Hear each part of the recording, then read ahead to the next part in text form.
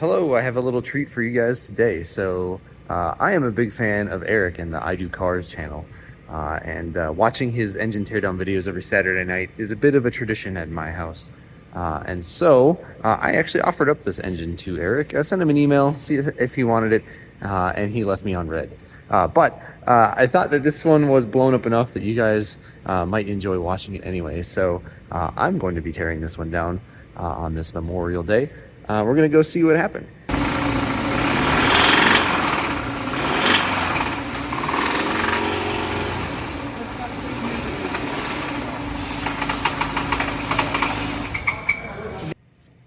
So this is how a long block from Subaru arrives. It comes on a crate just like this, and this is all the equipment minus the cut oil filter that it shows up with. So yes, it comes with a serpentine belt, alternator, compressor, everything. Actually, the only thing it does not include that you have to transfer is the motor mounts under there. But otherwise, it is a complete engine. It does not really take much to swap these in. So very fortunate when we can get a hold of one. I actually know the entire story of this engine because I'm the one that replaced it.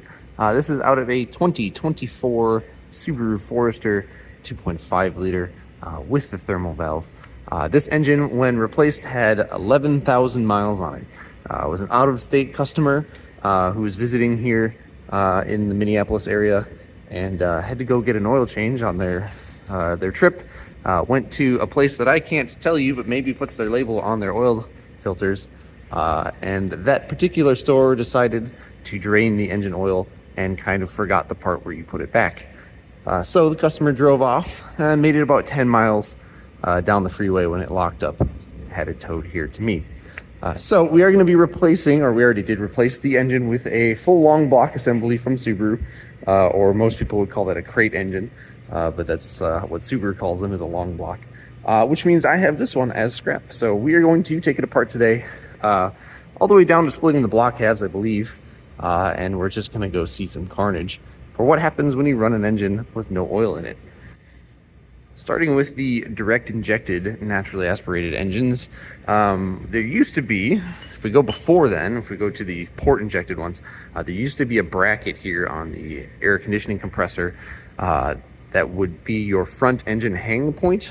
The rear one right there is unchanged.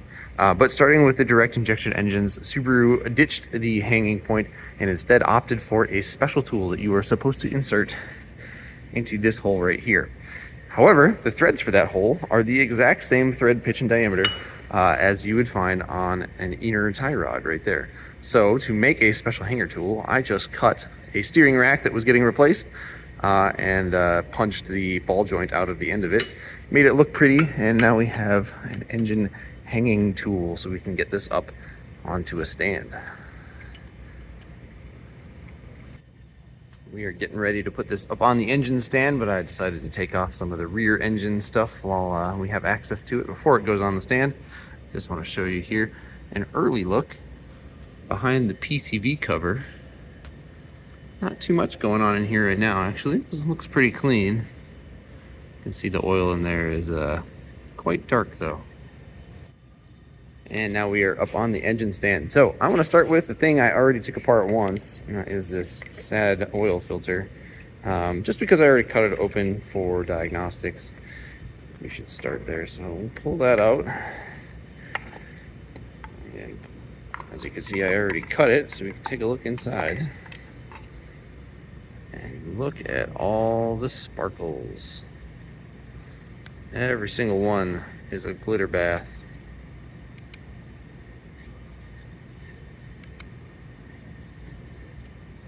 We are going to find some damage in here today. So my plan here is we're going to start by stripping the belt here, some of the front cover components. We'll take off the alternator and the compressor, which should be just fine. We'll take off the tensioner assembly, the idler pulley. We'll take off the water pump just for fun.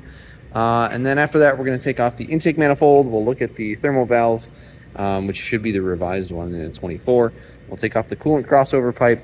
And once all of that is free, then we'll go ahead and start taking off some of the oily bits like the front cover and the valve covers. So I'll try to film whatever is kind of interesting. A lot of it we'll probably kind of skip over. All right, we've got our front stripped off here. Looking good so far. some of the pieces we took off here. And the compressor assembly, AC compressor. These are the variable displacement style ones. So I did put the caps on it right away when I took it off. So this is probably a just fine part to resell. Maybe we'll find it on eBay, I don't know. Also have the tensioner there. This looks just fine. I just threw a pin in it. So it is under tension right now. And then we also have an alternator here. These have a one-way clutch in them, so it can free spin in the one direction. You can see that. Just spin it, and it'll kind of keep going. It feels very weird, but it won't go backwards. A little one-way clutch in there just to save some engine momentum. That should be a perfectly fine alternator to resell. Also have a little bracket that the tensioner sits in, and then we have the idler pulley there. Nothing wrong with that. And then we've got the fuel pump cover and the water pump pulley. So this is our progress so far. Obviously nothing really to look at quite yet. But we're going to start stripping the engine harness and the intake manifold next. So in order to take off the intake manifold, we do have to deal with the EGR cooler, which is this guy right here. There are a couple coolant pipes, and then we have EGR gases that flow up through here, through a cooler assembly, and then up into the EGR valve. So to take this off, we're going to do a couple things. We're going to remove a couple 10 mils. We're going to take out a 10, a couple 10s here, and then deal with some coolant hoses. We're going to pull that off. All right, we have separated the intake manifold successfully. You can see I've left the fuel hose, the delivery hose underneath it, a couple of the coolant hoses as well. I left the map sensor in there. And we got some of the canister purge valve as well as the PCV hose. So we can see all that stuff now. We look on the top of the engine, we got our PCV valve there. Still looks very new, very clean. Nice to see. We have some of these noise isolator foam pieces for the fuel injection. Just move those out of the way, and now we can look down the intake ports. Now remember, it's only got like 10,000-ish miles. You'd think the carbon wouldn't be too bad. If you look down in there, you can see it's starting. That's what it looks like. Come over to the other side here. Take a look. I'll take those plates out.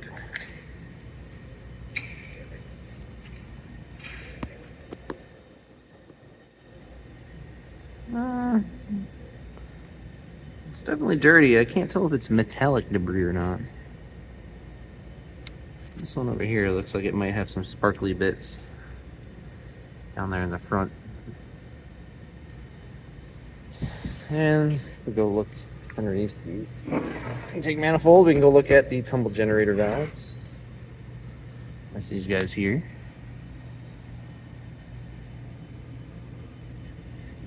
Pretty gooey, but doesn't look problematic.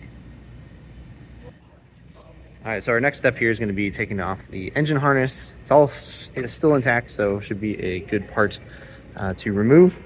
And then after that, we'll take off the fueling system and the crossover pipe. We're going to look at this, the thermal control valve. We're going to talk about that in a little bit. And we have successfully liberated the engine harness. We got it here. All of the clips survived, which is nice. Very pleasant working on such a new harness. I did leave one of the brackets in here. It's technically not part of it, but whatever. So that came out pretty good. Subaru did do something interesting on these newer Dina engines, where a couple of the connectors are actually like little pigtail harnesses. So I don't know if you can see here. There's a connector on the knock sensor down there that just goes to like a little jumper connector. And then we actually have the same thing over on the driver's side knock sensor. And then also the cylinder 4 fuel injector runs on a little baby harness. I'm not entirely sure why they did that, but I'm actually really glad they did. We have had maybe a couple incidents of these getting pinched. This is normally routed up like this, so when somebody does an intake manifold, it is possible to pinch it on the manifold bolt there if you're not paying attention. But luckily that's a very cheap and easy part to replace. So the next step here is going to be taking off these fuel delivery pipes. There are two, this long one here and then this little short one. These are, maybe you've seen on the internet some reports of people having their thermal valves replaced and then a car fire happening afterwards. I suspect the issue going on here is an installation issue when somebody is doing one of these thermal valves. These are considered a one-time use part. You are not supposed to reuse these fuel pipes. The fitting on the inside there is actually crimped when you torque the fastener down. It will deform and create a seal under here. And the reason you have to replace it is because this thermal valve bolt is directly underneath this pipe. There's no way you're getting that out with the pipe in place. So that's why it's important that they are done correctly. But anyway, I'm going to go ahead and pop all those loose. We'll put them out in the trash pile, and then we're going to take some of the coolant hoses off. We're going to take the thermal valve off, and then we'll flip it over and talk about how it works. Got the thermal valve detached now. Off she comes, just like so. So this is kind of an interesting bit of kit, and I'm sure if you own a modern Subaru, you've probably heard of this before. But the way that this works is it basically takes the place of what was the simple mechanical thermostat, which would have been under there. How this works here is on the top, we have a motor and a position sensor, and the motor has a shaft that connects, you can see down here, on the inside. So there's actually two cups, if you want to think of it that way here. There's an inner cup, this piece, and then there's an outer cup out here. And the inner cup can rotate, and as you can see, there's a couple different holes in different spots. And so depending on the position that this is rotated to, coolant will or will not flow out to a couple different places. If we flip this back over, you can see where those places are. Flip that back around. One of them is your bypass out here, which is going to go out to the radiator. One of them is this little fitting that actually goes out to the throttle body to warm the throttle body. One of them is here, which goes out to your heater core for your cabin heat. And then we also have an inlet hose. So that's all the places that the thermal valve can divert coolant to and from, and that's how it does it. We can talk to you about how they failed. So in the early, like a 1920, maybe 21 vehicle, there was a very common failure, usually around 30,000 miles-ish, where coolant would actually leak past the shaft here, right through the shaft, and it would end up on the top in the motor assembly. And sometimes you'd see them actually leaking coolant like out the side. But what would eventually happen is it would cause a short circuit in the position sensor. And so you get like a P26A3 or P26A5 were the common error codes that would cause.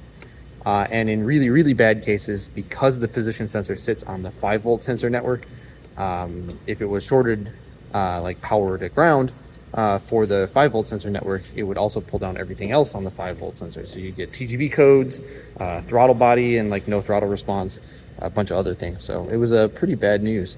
But Subaru did revise the part. The motor shaft there has been completely rebuilt, I think out of a different material, if I remember from the bulletin right, so that it won't leak anymore. They've also reinforced a couple other parts. And I have not seen a failure on one of the revised thermal valves yet, so seems to have worked, I suppose, at this point. But anyway, that's the thing, and we'll show you kind of what happens in the coolant crossover pipe here next. All right, as you can see, we've got the coolant crossover pipe loose. The part that does the radiator neck there, the only way that you get coolant flow through there is through the thermal valve. So the thermal valve is in control of that flow. But as you can see underneath here, we do have a pair of O-rings coming up from either half of the block. And then I've also left the PCV triangles, what I call this thing, attached to it too here as well. This is something that we see in like older FBs. It seems to be more time than mileage, but as these O-rings here start to get old, they'll stop being nice and rubbery and start to flatten out and cause coolant seeps. So you do want to inspect underneath your intake manifold in this area and see if you're getting some dried coolant. And if you are, you do need to unfortunately go through the process of replacing these O-rings down here. Additionally, it is something that we don't see very often. It's quite rare, but I've seen it once or twice. There are on the bottom side of these triangles, you see that there are a pair of O-rings that seal here on the block. Now this one is PCV. This is engine oil, sort of oil vapor that comes out of here. We'll show you where it comes from when we get the cover off. And then this one is a coolant passage. So there is technically the possibility of getting oil into your coolant or coolant into your intake manifold from here. This, where this hose goes, is off to the big intake pipe with a little fitting on the side. So it is possible to get some sort of cross fluid contamination here, but that's extremely rare. More common, you'll just get coolant leaking, like out to back here, and you have a little puddle. So something to be mindful of. It's really hard to see usually because the AC compressor is covering this, but it is something that you do want to inspect periodically just to make sure we don't have any sort of coolant seeps or leaks going on. And now we have a pretty bare top of the block.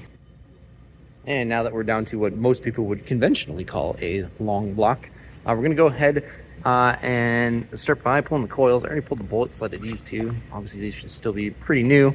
We're going to go ahead and turn the engine over so you can just see. A fair warning, it sometimes would turn over by hand and sometimes wouldn't. It did occasionally lock up on me while we were diagnosing this one. You kind of spin it backwards a little bit and then try again. It would sometimes go. But yeah, we're going to take a look at that real quick. Then we're going to pull out the spark plugs, take a look at those. So you can see we're locked up on this one right now. Go backwards. I'm going to let go. Kind of. Go forward again. And we're free. I fixed it. And it's making angry noises and stuff. So, not great. And so we got our 4 spark plugs out, and as we'd expect, they still look basically brand new. These are the factory NGKs. They don't have a marking on the tips anymore, unfortunately. That was a nice feature I wish they would go back to. Also, I just want to share, not endorsed, but I do use these Koken spark plug sockets, and I actually really like them because they are like a retaining style one, like that. But instead of using like a little rubber thing that it gets all swollen up when they get oily, they use these little fingers. You can see that there on the inside, these little fingers. Unlike the magnetic ones, they don't put these at an angle. So I used to use one of the snap-on magnet ones, but it would always try to fit the spark plug like this, and could lead to some cracked porcelain. So this Koken one's been fantastic. I actually really enjoy it. But anyway, now that we have the spark plugs out, we should have no compression. So let's go ahead and try to turn that over again.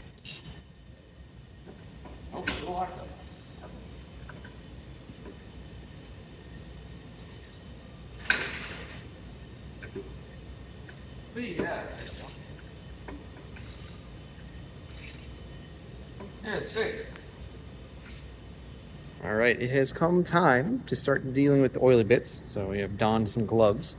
I went ahead and pulled the crank pulley out here. Now, Subaru has gone back and forth throughout the years on whether or not they want it to be a 2-piece or a 1-piece design with the oil pump drive. This one is a 2-piece one in this case. Right now, I'm just feeling the oil pump itself. We are going to take it apart. But it feels bad. That's not moving very well. That's not good. We did want to look in here and just see, yeah, you can see some sparkly stuff in the oil. So we are going to see some stuff in here, I'm sure. Yeah, next step is going to be pulling the front cover. There are 27 12-mil bolts starting here and going around. And then there are 5 10-mils. So we're going to get started on that. And we'll show you the painful process of trying to pull it off. All right, we've got our billion bolts out, so now it's time to start. See if we can crack this guy loose. Now, this engine being so new, hopefully this isn't too bad, but this process is slow, let's say, and methodical. Subaru does have some special tools. It's kind of like a little bolt, essentially, that you put back here. It pushes it off. I've had that snap cover in half, so I don't love that special tool.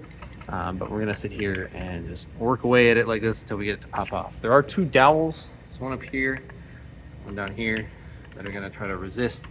So we want to focus most of our effort on trying to break it loose there. Another technique I've seen before, I've used before, if you have an oil filter on here, you just kind of tap it with a south blow mallet to try to break all of this free. Well, anyway, we took the filter off, so I can't do that, and I don't want to damage this. Yeah, I'm gonna go struggle with this for a bit, and we'll show you what happens when you get it off. All right, let's go for the reveal. Ta-da! Boy. All right.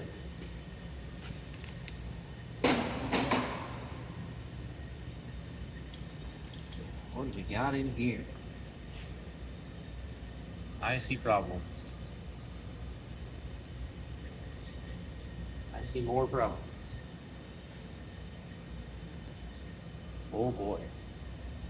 All right.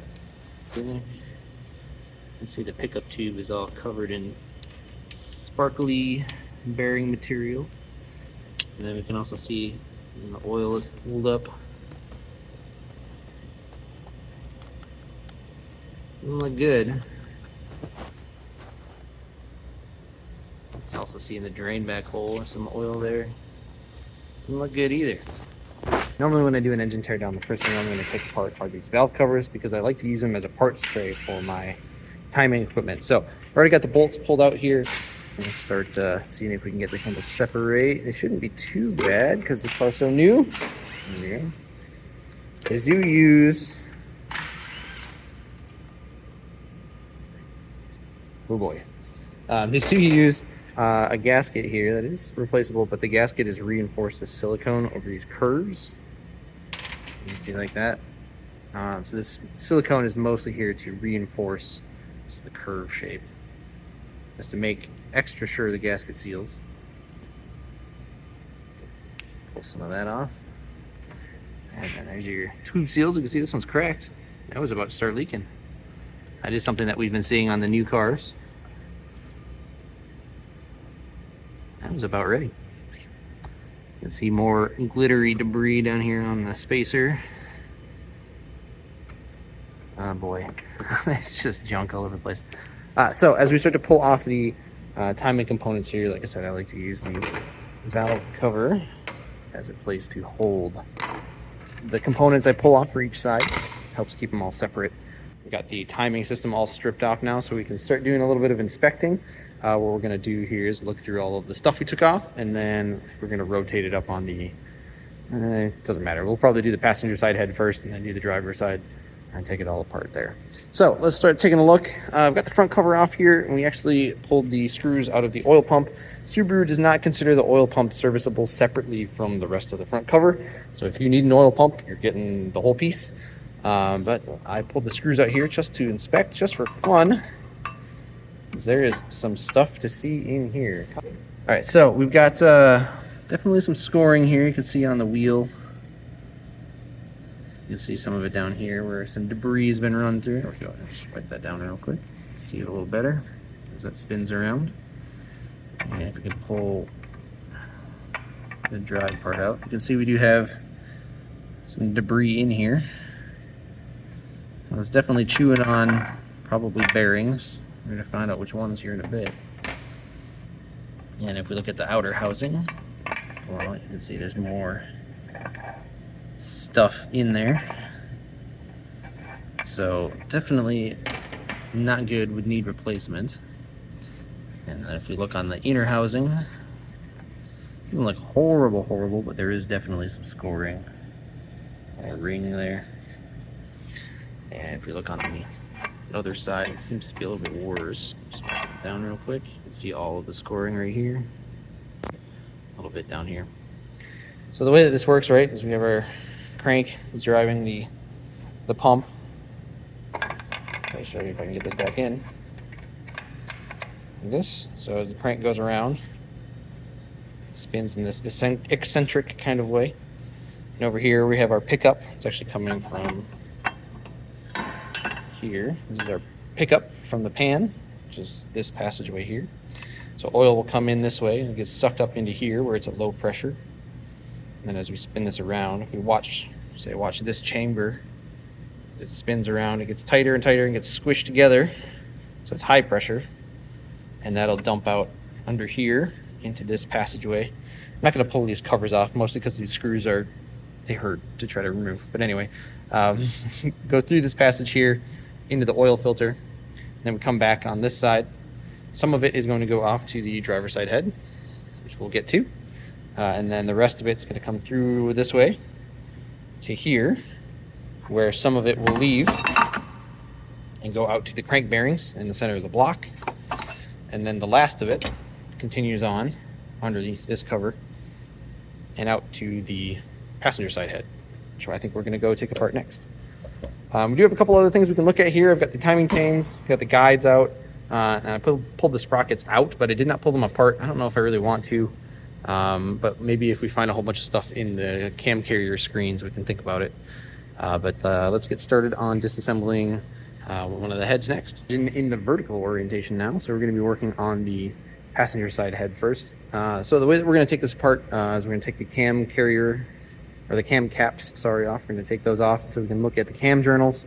We'll take the camshafts out and look at those. And then after that, we'll take off the carrier plate. If you've ever heard of a cam carrier leak, this is where we're talking about. So this plate here, you can see the silicone seal right there. This is where a cam carrier leak will come from. And almost always it's like this front corner up here where it meets the cylinder head. So the cam carrier is sealed to the cylinder head, and then the timing chain cover also goes, it seals here. So we have like a T-shaped intersection. Almost always that's where we're going to see the leaks start from. You can also get them to start here at the top. Move up this way. I've seen that too. It's less common, but that's typically where it starts. And usually that becomes a problem because the air fuel ratio sensors on the old or the non-direct inject engines sit right here down below, so that oil will drip onto the sensors and cause other problems. But anyway, this is where we're going to start. We're going to take off the coolant pipe here because it's in the way. Let's start by just looking at the cams that we can see. You can see in the cam journals here, we do have a few nicks and scratches in this one. When you look on the exhaust side, it's worse, especially this front one. So the front cylinder one lobe there looks pretty rough. That's not for me. Yeah, it's oil, but it's dirty oil, chunky oil. Do those journals there. Doesn't look great. So let's pop off the carrier. Like I said, we'll get some other stuff out of the way. We'll start taking a look. Well, we've got the cams and cam caps off, so we can take a look now at the rollers. A little bit glittery. This one's got a groove in it. Not too horrible though. And we've got the cam caps and cams themselves over here. You can see quite a bit of debris and damage, especially in the rear on both. Look at the caps. You can't even see, even with the oil in there, it's pretty gooey. Quite a bit of junk. This one's even worse. Intake cam aside. And if we go to the center caps, these ones, even on a normal healthy engine, seem to show some wear, but this is more than normal by a lot. Pretty scored up. And then move to the front here. At the front cap, this one has bigger, like a bigger piece of debris went through it. So it just has lots of small scratches. You can see some of that debris still hanging out here in the cam. That's pretty not good. All of this would be scrap. You can also see here we have some silicone on the cam. Same on the intake cam. It's even all the way over here, other side of the, like from this.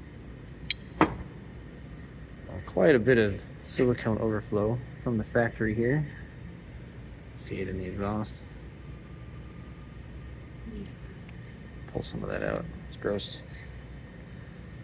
Anyway, if you look in the cam journals and the cam carrier, you can see that this is, you can kind of see, there's a pretty good groove in the center one. Looks like the rear ones have some grooves too. This one's kind of right there from the hole. You can see it up there. A lot smaller grooves, but you can see the oil that's in there is all shiny and glittery. All right. Oh, I'm gonna go ahead and pluck out all of the rockers here. These are just floating; they just sit there. So I'm just gonna pull them all out, put them in the scrap bin probably, and then we'll get the cam carrier pulled off, just so we can see the filter screens, which are gonna be under here and under here, up there, and then we'll pull the head off and take a look. All right, Alright, we got our carrier off.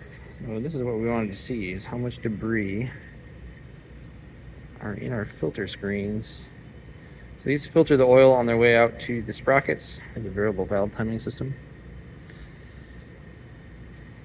These actually don't look too gummed up. A little surprising, actually. Usually these contain lots of junk when we have something like a bearing failure. But there's surprisingly little in here. Oh, that's actually surprising to see. So here's the carrier. Flip this over.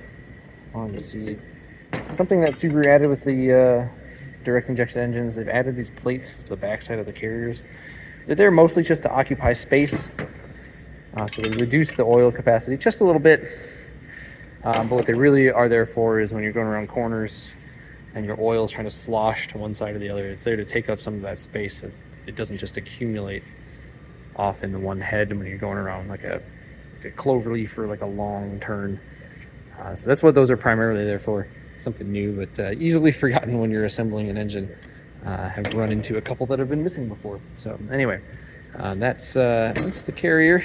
These look like they're a shared design for the turbo, because we have this plug here on the turbos. There would be an oil feed line that goes to the oil pump on the back of the head. That's kind of interesting to see. But yeah, this just capped off in this case. That's kind of cool. Probably save that. It's kind of a unique part. But otherwise, yeah, all of this is just scrap and it's all trashed. So we'll get that out. Next, we're going to pull the head, and then we'll do a little bit of science on the pistons beneath it, and then we'll flip it over and start the other side. There, we got the head bolts off, so go ahead and see if you can get her off. Okay, I just lift. It's heavy.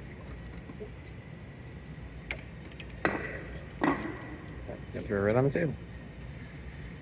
Now here we are. We had a little bit of debris from pulling the head there. A little bit of sand that fell in. It kind of happens, unfortunately, but this is our head gasket.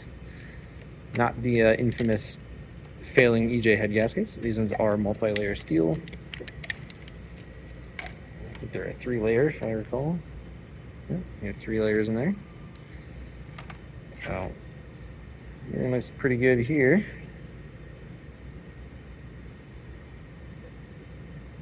Nothing leaking or seeping. That looks just fine. All right, and here are our bank 1 pistons.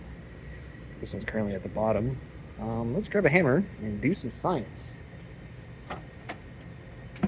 There we are, in honor of Mr. Eric. Got a rubber mallet.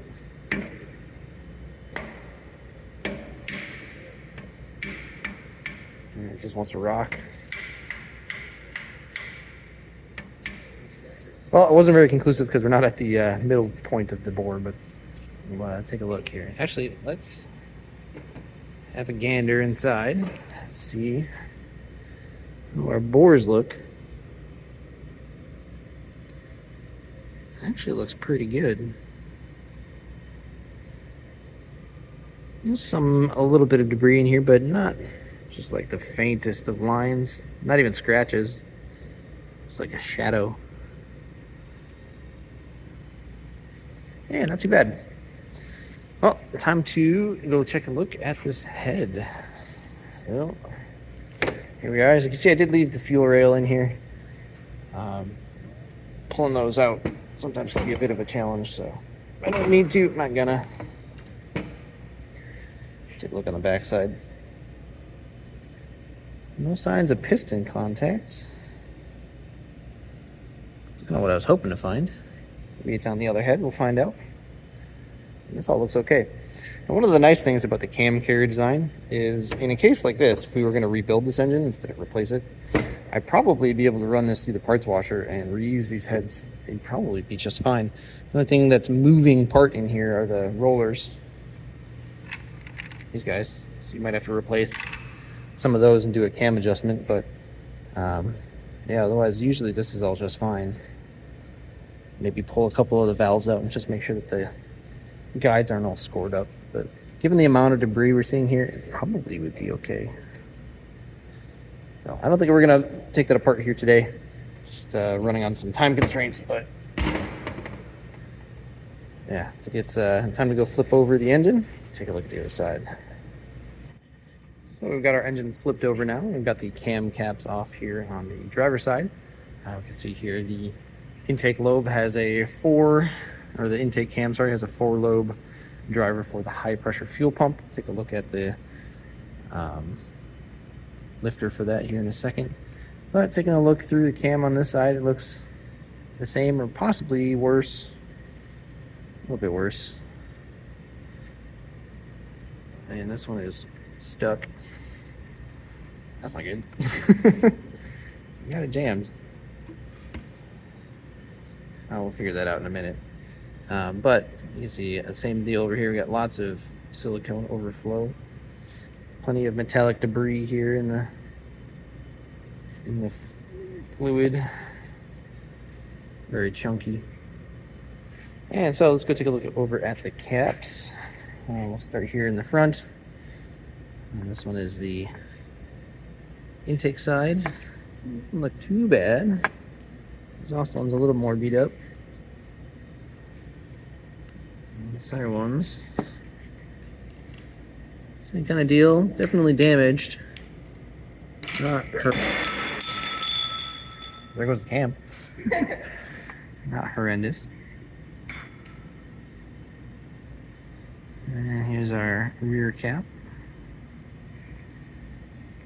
I'd say this side fared slightly better than the passenger side, which is a little surprising, but that's okay. We're gonna make some space here and bring over our cams now that it's been jettisoned. That's for me, don't worry about that.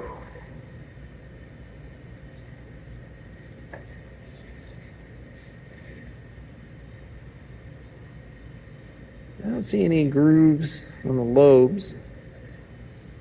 Well, this side may have fared slightly better. There's our exhaust cam.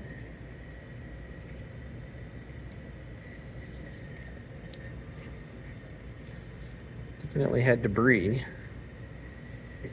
It's not terribly so. Alright, we're going to pull the carrier off. And same deal as before, we'll pull off the head and then we'll take a look at the pistons. And now with our carrier off, we can take a look at the filter screens. This is the intake screen. So it doesn't look too dirty in there, like we saw with the other one. The exhaust side, however, that shows up. There is some debris accumulated in the bottom of it. See on the screen there. We did get some stuff in there. Alright, so it's ready to go. Take a look here at the carrier itself. Same deal, we got some stuff in the oil, obviously. But otherwise, not too bad.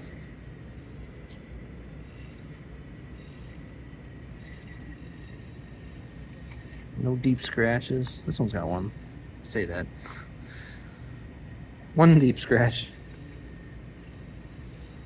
Otherwise, not too bad. Now let's see what's under head number 2. Careful. Okay. Got it. Oh. Uh-huh. We have contact with the cylinder head there. Peel this head gasket off. Yes, it is siliconed in place here on the end.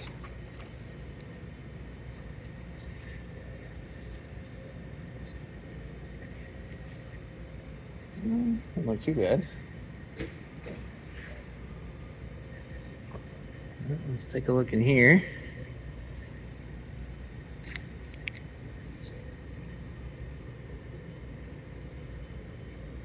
No scratches. A little bit of scratches. Don't feel it, just see it. But this one has clearly made contact. Let's go up that head. Probably see it. Looking at the rear one. You see right up there, the letter D embossed into the head now. Leave it on that side.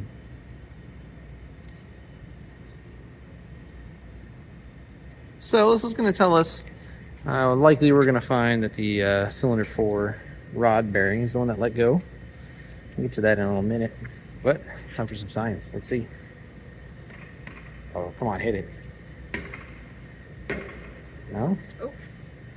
Doesn't sound like it. Let's try this one. No, it doesn't sound like much. Which one? We'll go find out. This one.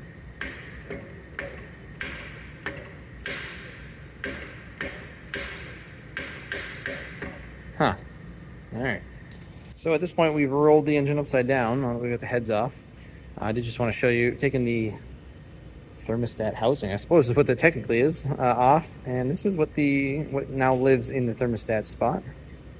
It's a thermostat gasket, almost like a normal one, with like a little disc of metal in there.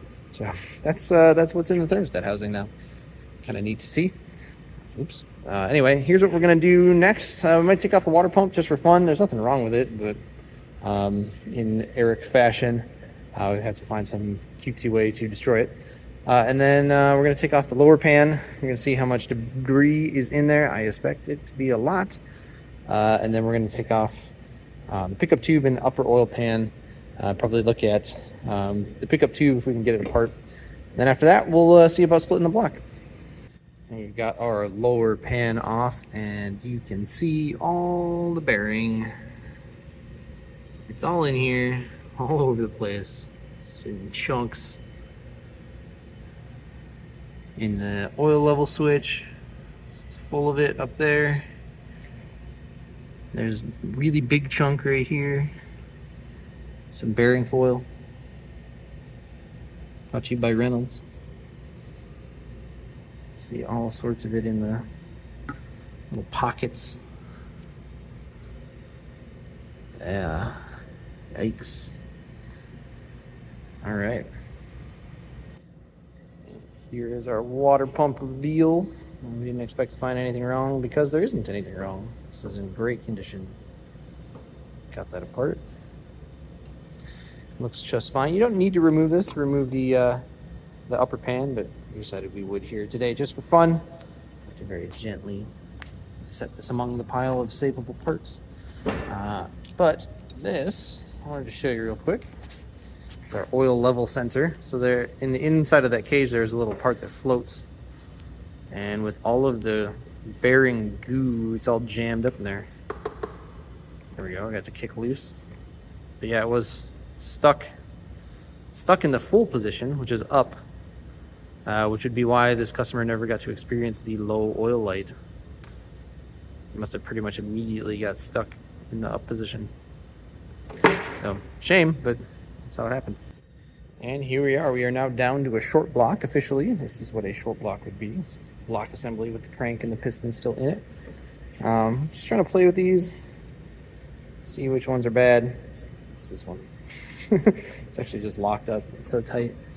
You can see a little bit of discoloration to it, but none of them are great.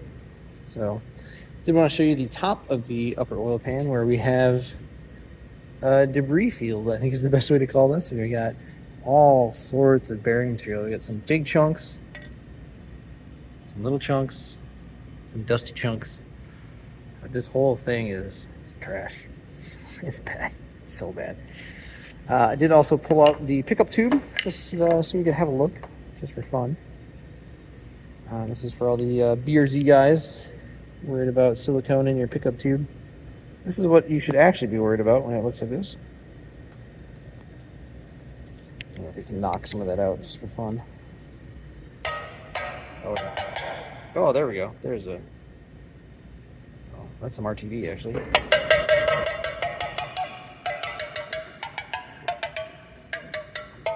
Play a song on that. All right. Anyway, how do we do? Better. Anyway, on the BRZ discussion, the reason why the silicone, even though this isn't great, wouldn't necessarily kill your engine, is because the screen that's in there is like 5/6 of a box. So you have a flat surface here, flat surface on the bottom, 2 flat surfaces on the sides, and then one at the top here. And that whole thing forms like a basket, if you will, like a basket like this way. And so your surface area for your filter is huge by comparison to the size of the tube. So that's why it doesn't really matter if you just get, you know, like a little piece of this size piece of silicone in there. Not going to matter at all. Something this big, not great, but this one's real problem is it caught all of the bearing material. You can see the chunks of it in there. Oh boy. Anyway, all right, it's time to. So what we're going to do next, we're going to start pulling some pistons, and we're going to start pulling these E-Torques. It's like E14, if I remember right, to get the rod caps out, and then we should be able to push the pistons out. We'll flip the block over one last time and split it open just for fun, and that should be just about it. And here we are starting to pull the pistons. We got the caps off. We got number 1 removed as well as number 4, since they're both up. And you can see the difference. Number 1's mostly survived. You can see a lot of scoring in there. You can see lots of tearing starting to happen to the bearing. Hasn't completely failed yet, but it was on its way. But if we compare that to number 4, this bearing has spun, so it's worn off so much of the bearing that the bearing shell has split and spun on top of itself. I think right there's 2 parts maybe. I don't know. What a mess. Anyway, we'll get this pulled out. We'll get the rest of them pulled out and we'll show you when they're all out. And here we have our pistons, ready for a good examination. Let me take a look here. I got them in order 1 to 4. And we're going to look at the bearings. And spoiler alert, they are all trashed. Just trashed. I did run these through the parts washer just to clean the oil off. And I did clean some of the carbon off. The rest of it's here on my hands, I guess. Some lots of wear on all the bearing shells.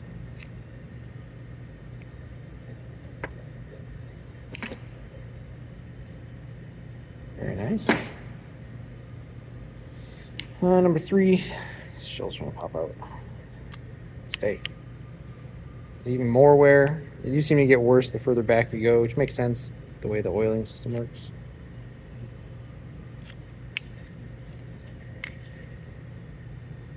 So cleaned up all right. You can see some scratches there in the coating on the pad, or on the piston head face. Piston skirt. Words. And I just want you to look here real quick at the difference in color. These 3, fairly even. This one not so much. So this one got very hot. You can see the melted piece of shell.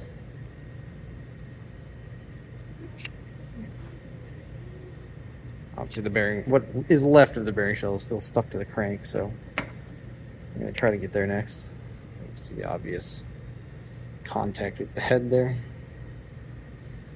We can talk about these piston rings for a little bit. These are the revised, not low tension rings. Those of you that are looking at oil consumption issues, usually the problem is carbon. You can see kind of on the top of the, right above the ring there, it's got some carbon starting to form. When that starts to get into the ring groove, you get the engine hot and the ring is going to compress like this, and you cool it down and the carbon locks in place so it can't expand back. And so that's how you get oil getting past the rings and in the combustion chamber, and how you get into oil consumption. So that's usually how it goes anyway. So those are our scrap pistons. I'll go add them to my collection. But we are now ready to split the block. As you can see, I've taken all the bolts out. The smell when you pull those out is not good. It's very distinct. I did pull the plate off there, so you can see how the PCV valve works. Now here's your valve. You can see the bottom side of where it is, the threaded part right there. I mean, you can see all these little kind of baffles the air has to get through to get to there. And then way down there, there's a little hole right here. It drains into the pan, so the oil can go that way and the air can go that way. That's effectively what an air oil separator is. And there's also one on the front. I didn't take the cover plate off yet. There's one that goes under here. Same idea. It's a bunch of little baffle plates that air has to go through before it can get out through here and into the intake. So yeah, if you guys are looking at air oil separators, it kind of already has one, so to speak. But anyway, let's get this block split and we'll take a look at the crank and then we'll be all done. All right, we have it split. Not too bad for a teardown time, including the filming. We're at 2 hours, so that's pretty good. But anyway, you can see here, got the driver's side of the block still on the stand. You can see bearing number 1, okay. Bearing number 2, okay. Bearing number 3, okay. Bearing number 4, not okay. Very not okay.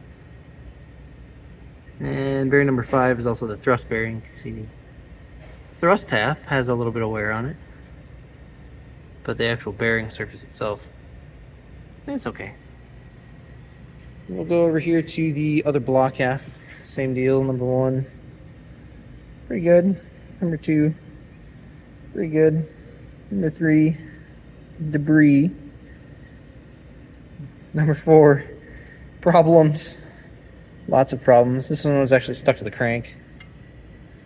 See, it was trying to spin because there's rub marks up here. That's bad. And you can see even more thrust wear here. Even on the back side, looks like you got some debris in it. And then we come to the crank itself. These are so adorably small. Layer down. And you can see if we start at the front. Turn number 1 looks okay. It's a little dirty. Number 2 looks okay. Or sorry, cylinder 1. You can see that it did have some stuff run through it.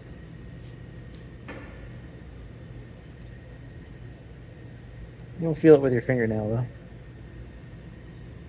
Main number 2 looks okay. It's like the mains in general fared better than the crank journals.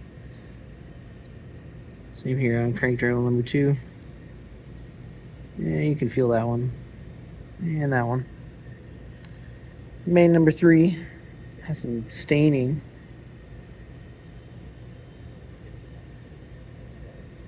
And cylinder number 3 looks a lot like 2. Main number 4 is still full of the debris that came under the bearing there. All over the place. And then cylinder number 4. I can get these out. Oh, please. There they are. Wow. That's just gone. Ooh, it's sharp. That's amazing. Sure. That's completely wiped out. It's a mess. And then main number 5 and the seal. Looks okay. So there you have it. There is this poor, maligned 2024 Forester engine all torn apart. Just to inspect and see the damage. Mostly this was for fun, and also I need to fit it in my scrap bin. And I didn't want to do that whole. So we do have a bunch of stuff that's going to go off to the recycling, and a bunch of stuff that is technically resellable. I don't know how much it's worth, but maybe we'll look into that, and you might find it on eBay. I don't know. But anyway, that's going to conclude this teardown. Hope you enjoyed. Maybe you learned something. Maybe not. I don't know. But hopefully it was at least entertaining. Thank you very much.